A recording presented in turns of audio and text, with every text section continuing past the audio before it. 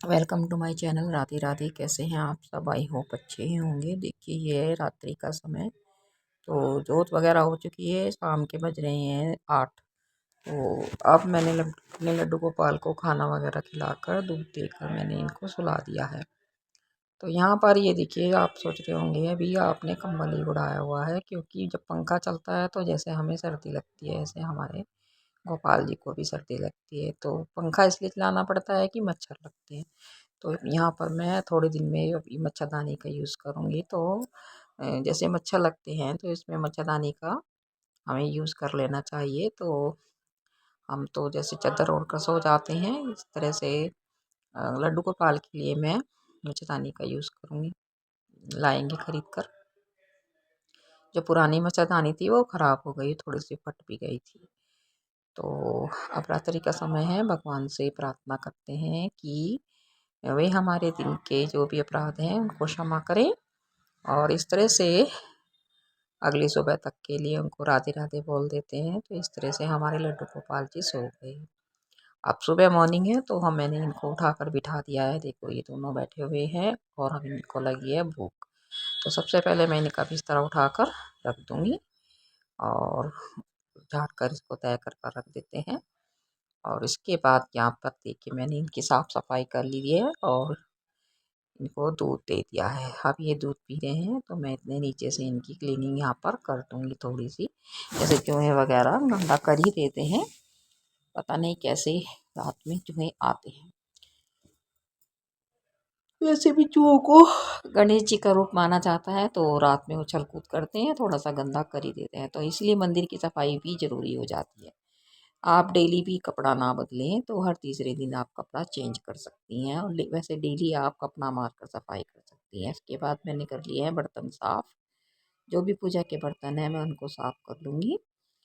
तो साफ़ होने के बाद अभी लड्डू गोपाल दूध पी रहे हैं। तो उससे पहले मैं कहना चाहूँगी, देखिए सुबह मॉर्निंग का समय है, हमें फिर बाद में समय नहीं मिलता। जैसे लड्डू गोपाल को श्रृंगार पसंद है, सेम वैसे ही हमें भी इतना थोड़ा सा श्रृंगार कर लेना चाहिए। फिर बाद में हमें समय नहीं मिलता। तो देखिए मैंने थोड़ा सा हल्का टच कर लिया है। मेरा जो मेन है बिंदी और थोड़ी सी लिपस्टिक लगा लेती हूँ मैं, और सिंदूर मैं ज़रूर लगाती हूँ। तो इस तरह से मैंने अपनी थोड़ा सा टच करके अपना को मतलब श्रृंगार कर लिया है। तो हर गृहिणी को मतलब थोड़ा सा श्रृंगार करके रहना चाहिए। वैसे भी फिर काम में समय नहीं मिल पाता। अब देखिए ये लड्डू गोपाल के लिए मैंने थाली तैयार की है। आप इसमें थाली में जिस भी बर्तन आप ले रहे हैं जो भी, तो उसमें आप स्वस्तिक बना लीजिए, ओम बना लीजिए, और या फिर फूल है, तुलसी है, उससे आप गंगा जल से स्नान कराइए। तो एक लोटे जल में तुलसी पत्र डाल के, पुष्प डाल के आप इनको स्नान कराइए। पहले गंगा जल से, उसके बाद फिर आप उस मतलब सूर्य जल से स्नान करा सकती हैं। तो मैंने यहाँ पर इनको इस तरह से स्नान करा दिया है।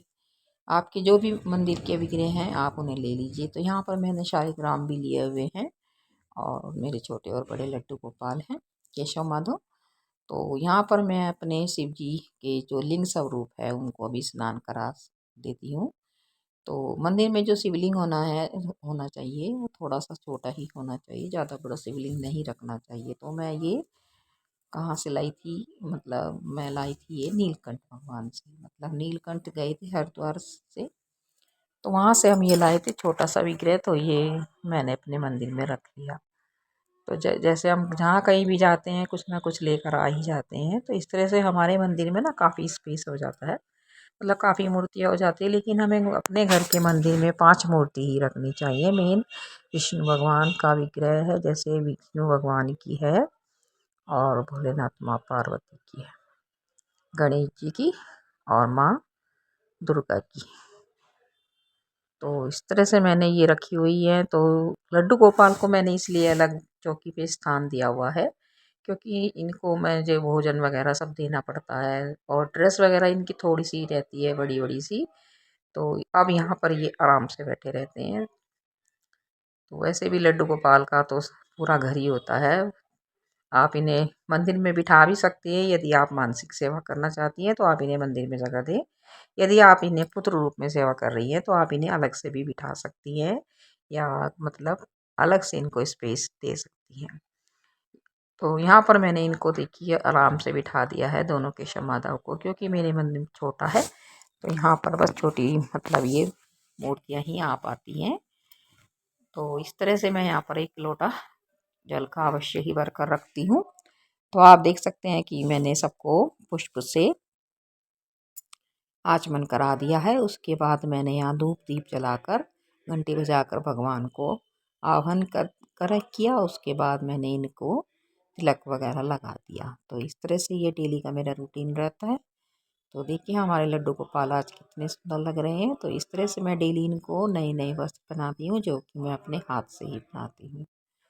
मैं मतलब ज़्यादा वस्त्र नहीं बनाती, इनके एक या दो ही ड्रेस गर्मी की बनाती हूँ। क्योंकि देखिए जितने ज़्यादा वस्त्र होते हैं फिर उनको उठाने में धो के रखने में बहुत ज़्यादा दिक्कत पेश आती है। आप लड्डू गोपाल के लिए फेस्टिवल पे आप न्यू ड्रेस आप हाथ से भी बना सकते हैं, घर से भी ला मतलब बाजार से भी ला सकती हैं। तो आप डेली एक ड्रेस धोइए और दूसरी आप मतलब पहना दीजिए। तो एक या दो ही ड्रेस पर्याप्त रहती है। यदि आप मानसिक सेवा करते हैं तो आपको उनकी भी ज़रूरत नहीं पड़ती है। आप डेली उनको जल छिड़क कर गंगा जल से आप उनकी सेवा कर सकते हैं। यदि पुत्र रूप में आपने कोई संबंध बनाया हुआ है तो आप उनकी सेवा इस तरह से कर सकती हैं। डेली आप स्नान कराइए, वस्त्र धुले हुए वस्त्र पहनाइए और उसके बाद उनकी तिलक वगैरह लगाकर सेवा कीजिए। गर्मियों में आप उन्हें चंदन की सेवा अवश्य दीजिए, मतलब चंदन का तिलक अवश्य ही लगाइएगा। तो मैंने ये सब कार्य कर लिया है। अब मेरा थोड़ा सा रहता है यहाँ पर जाप का समय। तो जाप के रूप में मैंने अपनी कॉपी बनाई हुई है, तो मैं ये काफ़ी दिन से लिख रही हूँ। आप किसी मनोकामना को लेकर भी राम का नाम ले सकती है। मैंने कई वीडियो में शेयर किया है। तो यहाँ पर मैं राम का नाम लिख रही हूँ। आप किसी भी मनोकामना पूर्ति के लिए राम का नाम लिख सकती हैं। तो यहाँ मैं 108 बार एक पेज पर 108 बार लिखती हूँ। तो इस तरह से मैं ये कॉपी लिखूँगी। तो आप जाप का कोई भी तरीका हो सकता है। आप माला लेकर जाप कर सकती हैं या आप लिख कर भी जाप कर सकती हैं। आप जो भी आपके इष्ट देवता है उनका नाम लीजिए। उसके बाद मैं करूँगी हनुमान चालीसा का पाठ। वैसे तो मैं प्रतिदिन करती हूँ, यदि आपको समय नहीं मिलता तो आप 2 दिन अवश्य ही कीजिएगा, मंगलवार और शनिवार को। तो इस तरह से हनुमान जी प्रसन्न हो जाते हैं। उनकी जो जाप है मतलब चालीसा है, चालीसा पढ़ने से भी घर में सुख शांति बनी रहती है और नेगेटिविटी दूर हो जाती है। तो इस तरह से हनुमान चालीसा का पाठ अवश्य ही पढ़ना चाहिए। और जो हमने ये जल रखा हुआ है जिससे लड्डू गोपाल को स्नान कराया है, इसको मतलब पौधों में दे देना चाहिए, थोड़ा सा घर में छिड़क देना चाहिए। और क्योंकि इसमें गंगा जल रहता है तो इस तरह से घर का वातावरण पॉजिटिव हो जाता है। इसके बाद आप आरती जो करते हैं उसमें कपूर जलाकर आरती अवश्य ही करिएगा। इससे भी पॉजिटिव एनर्जी बनी रहती है। तो मैं ये सब कार्य यहाँ पर करती हूँ, तो जिसमें मुझे आधा से 1 घंटा का समय लगता है। देखिए पूजा पाठ जो है हमें मतलब अपनी जिम्मेदारियों को निभाते हुए ही करना चाहिए। तो मेरा ये रहती है कोशिश, क्योंकि मेरा बेटा भी स्कूल जाता है, आपके भी बच्चे स्कूल जाते होंगे, तो आप पहले उन जिम्मेदारियों को निभाइए, उसके बाद ही हम ये सब कार्य करने चाहिए। एक महिला को पूजा पाठ अवश्य ही करनी चाहिए। घर में पॉजिटिव एनर्जी बनी रहती है। घर में सुख शांति के लिए दीपक अवश्य ही जलाना चाहिए। ज़्यादा भी आप ना कर पाएँ जाप तो आप गायत्री मंत्र का जाप करें और दीपक अवश्य जलाएं। उसके बाद सभी की आरती करें और सूरज को जल अवश्य ही दें। तो ये 5 कार्य आप कर लीजिए तो आपकी पूजा संपूर्ण हो जाती है। डेली आप चालीसा ना कर पाएँ तो आप 2 दिन चालीसा करिए, मंगलवार और शनिवार को। यदि समय है तो आप डेली कर सकती हैं। तो इस तरह से घर में वातावरण पॉजिटिव बना रहता है। तो ये मेरी पूजा का मॉर्निंग रूटीन है। लड्डू गोपाल की सेवा भी करती हूँ, साथ में जाप भी करती हूँ। तो समय लग जाता है तो ये सब कार्य मैं खाना बनाने के बाद करती हूँ।